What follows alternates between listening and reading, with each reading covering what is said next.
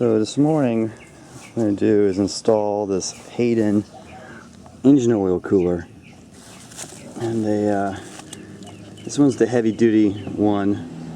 It's kind of interesting how it works. There's a sandwich adapter that sits between the oil filter and the engine that redirects the oil based on temperature to the cooler. This is just a standard kit. It's number 1040, and so I'm going to use it on this on the 91 V2500. Let's get going on it, and we'll review the parts. All right, so let's just take a quick look at the mounting on this. It's kind of interesting how it works.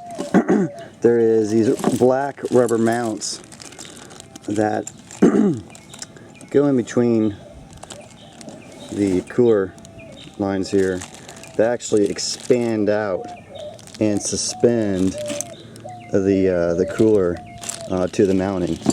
So the other Hayden kits don't have this. This is only for the heavy duty models. So it'll be kind of interesting to see how that actually comes to work.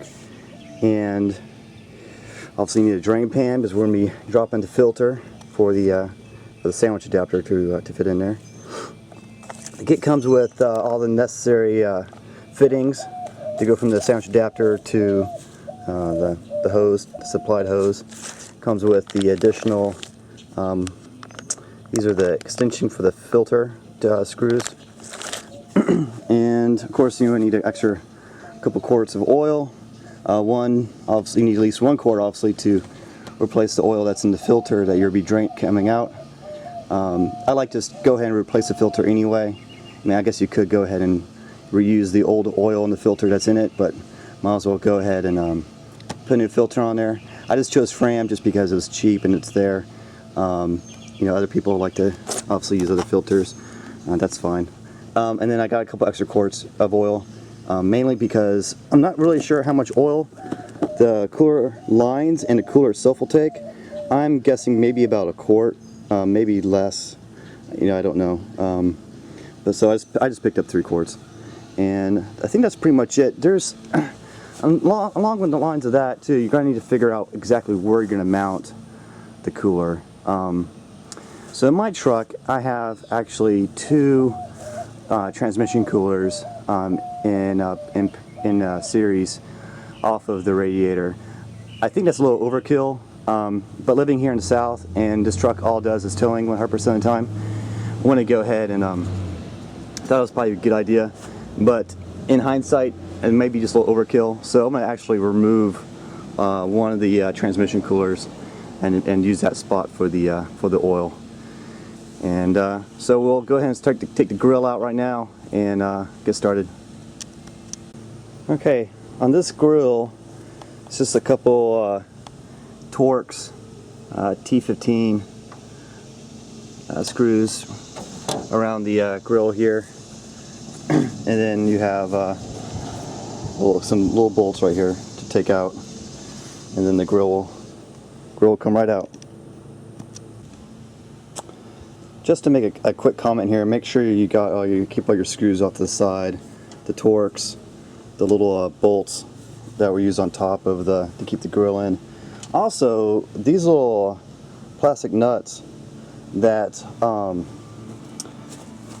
part of the grill here, they as you can see right here, they like come out, especially when they get used quite often, as I had my grill out a few times trying to rework this transmission cooler stuff. But here's the 2 coolers, as I mentioned.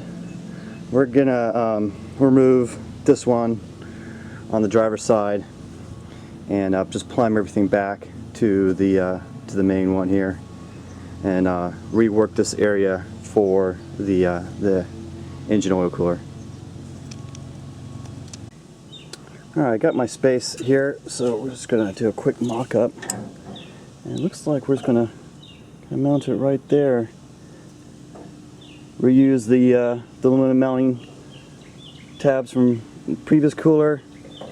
this side, I'm not really quite sure how it's going to look like just yet, but the main thing here is the coverage surface area of the whole cooler will get direct airflow. So that's the main thing. Alright, the mounting of this, as I mentioned earlier, uses these rubber blocks that will suspend the cooler off the brackets. And how that works is, let's see if I can do this by holding the camera.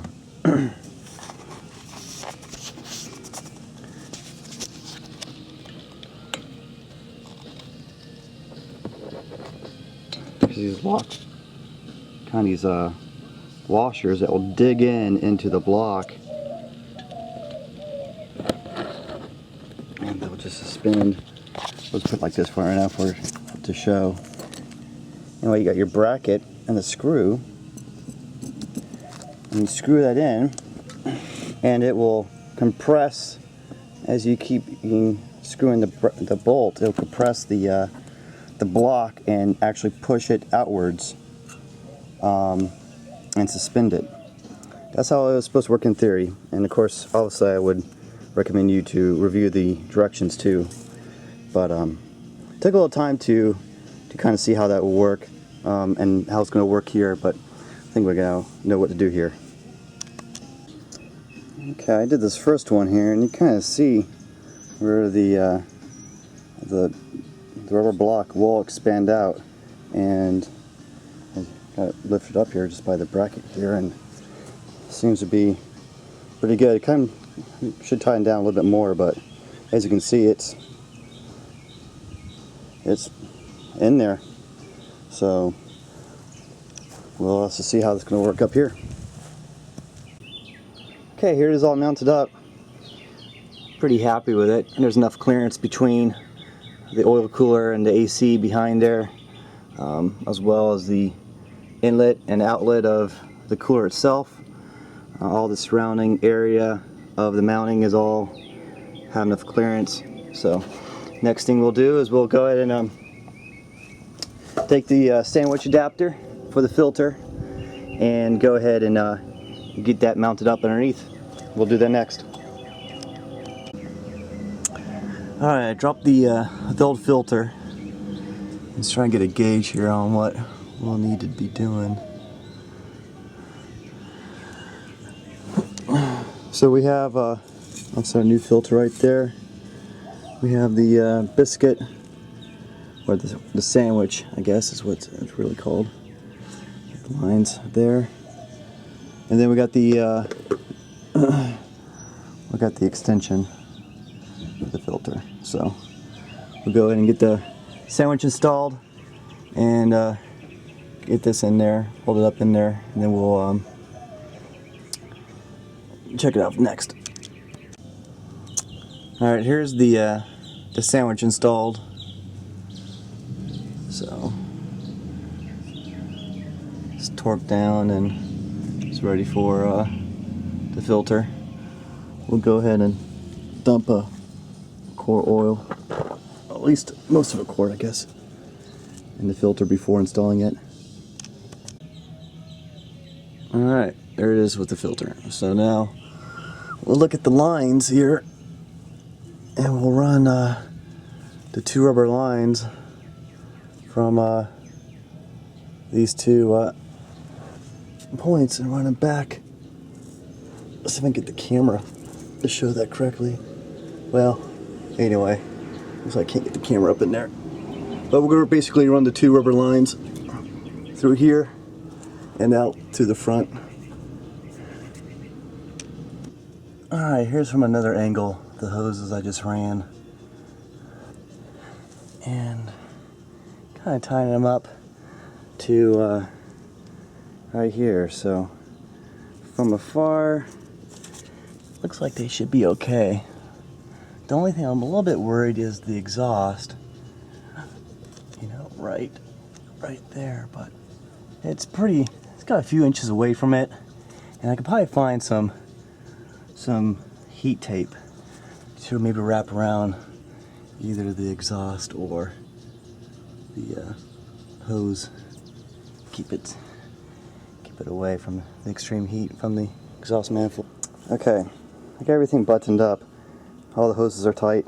Cannot stress enough how important it is for you just to spend a minute or two just to go back through all the connections, make sure they're all tight, make sure that you don't see anything rubbing or hitting anything that would tear up the hose.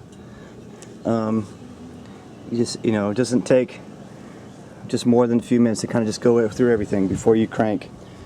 Just because if you don't have something right and you don't catch it quickly after you start the engine, you could definitely have some issues. So I've gone through everything, so we're gonna go and crank it up, make sure we got good oil pressure right away. It may take a second or two for the oil pressure to kind of get up, just because of now we've added a good amount of travel for the oil. So here we go.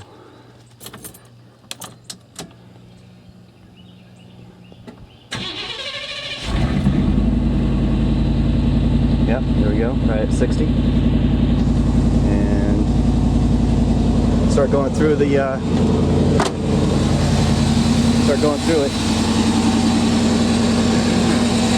No leaks there so far, looks good.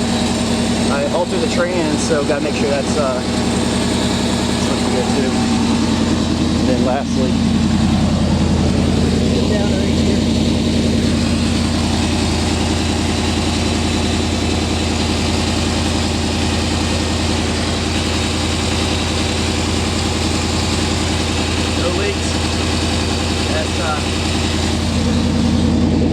That's good. You want to make sure that sandwich is tight and not leaking any oil. So we'll let it run here for a few minutes, since that sandwich is has thermostat in it. We'll let it get built up to 165, 170, and see if we can check for leaks again there. All right, got everything back together here on the grill, and the cooler sits in there perfectly. No, it doesn't rub against anything. It's pretty well fit. And the hoses, rechecked all the hoses. Everything's fine. Rechecked the path of the hose going back to the sandwich, and it's looks good. As I mentioned earlier, I may want to get some thermal heat tape or something to protect the hose a little bit. Still got a few inches, I think about 3 or 4 inches away from the exhaust manifold, but that's enough to kind of get that hose warm. So we want to try to fix that. And so anyway, that's about it for right now. I'm going to just recheck everything one more time, and then I want to take it for a test drive and recheck for leaks against maybe a clean pavement, just to make sure there's no big drops or anything. And then we'll call this done. Alright, been driving for about 15 minutes. The electric fans have kind of been going on and off, so we've been definitely at operating temperature. At idle right now, I got good fuel pressure. And let's just take a quick gander and make sure we've got no leaks or anything. Pull off the side of the road so I won't get hit. Alright, so let's take a quick look. Filter.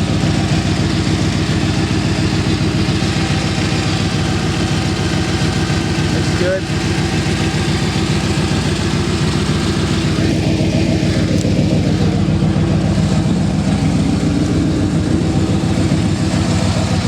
Don't see any leaks there.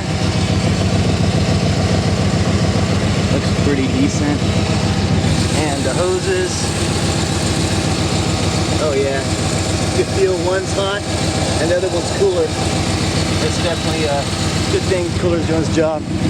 Alright, well, that's it for the Hayden oil cooler. And this is it. Thanks for watching.